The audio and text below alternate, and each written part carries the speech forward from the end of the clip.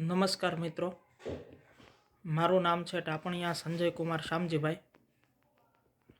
શ્રી વીરડી પ્રાથમિક શાળામાં શિક્ષક તરીકે ફરજ બજાવું છું.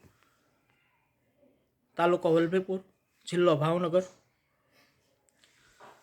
આજે આપણે વાત કરવી છે એક એવા પરિવારની જેનું નામ છે નિજાનંદ પરિવાર, કે જે કોઈ પણ જાતના સ્વાર્થ વિના બહુ સરસ મજાની સેવાકીય પ્રવૃત્તિ સાથે જોડાયેલું છે.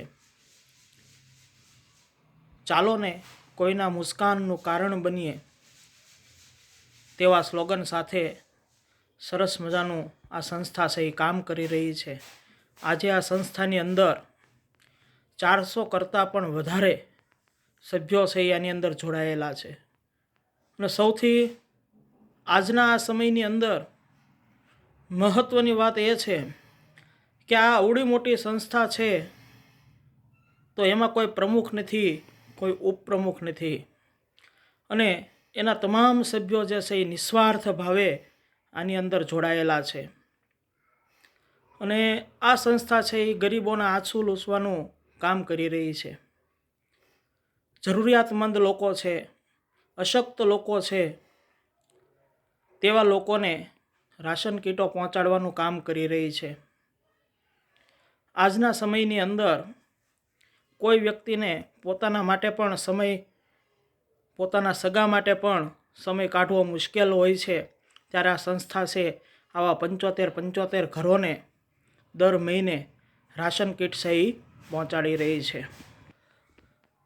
આ ઉપરાંત આ સંસ્થા છે તે અનેક સેવાકીય કાર્યો કરી રહી છે. શિયાળાની અંદર, ઠંડીના સમયની અંદર જરૂરિયાતમંદ લોકોને ધાબળા પહોંચાડવા, કોઈ એવા દર્દી નારાયણી છે કે જેઓ ખર્ચો કરવા માટે અશક્ત છે તો તેવા દર્દીઓને આર્થિક સહાય કરવી, કોઈ એવો વિદ્યાર્થી છે જે ભણવામાં હોશિયાર છે અને આર્થિક રીતે ખર્ચો કરી શકે તેમ નથી તો તેવા વિદ્યાર્થીઓને મદદ કરવી, અને એ પણ સંપૂર્ણ નિસ્વાર્થ ભાવે. ભાવેણાની ધરતીની અંદર કાંઈક તો એવું છે જ કે જે આવા સદકાર્યો કરતી સંસ્થાઓ છે, આવા નિસ્વાર્થ ભાવે કામ કરતી સંસ્થાઓ છે એ કાર્યરત આપણને જોવા મળે છે.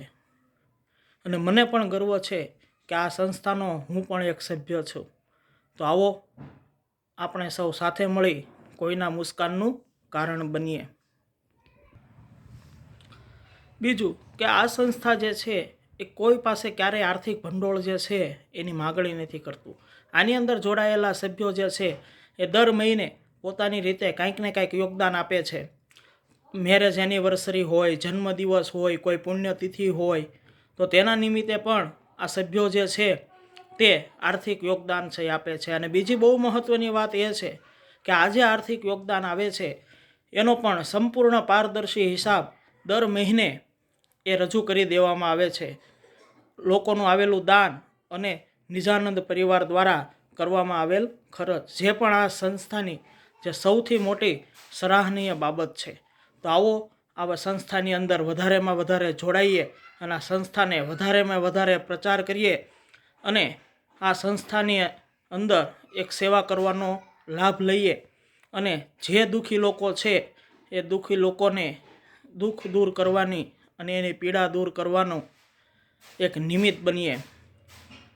ઈશ્વરને આપણને જે કાંઈ આપ્યું છે એમાંથી થોડું ઘણું કાંઈક આપણે કાંઈક એવા સત્કાર્યની અંદર વાપરીએ કે જેની નોંધ માત્ર ઈશ્વર પાસે જ હોય, ઈશ્વરના ચોપડે જેની નોંધ લેવાતી હોય, એવા એક સત્કાર્યની અંદર જોડાઈએ.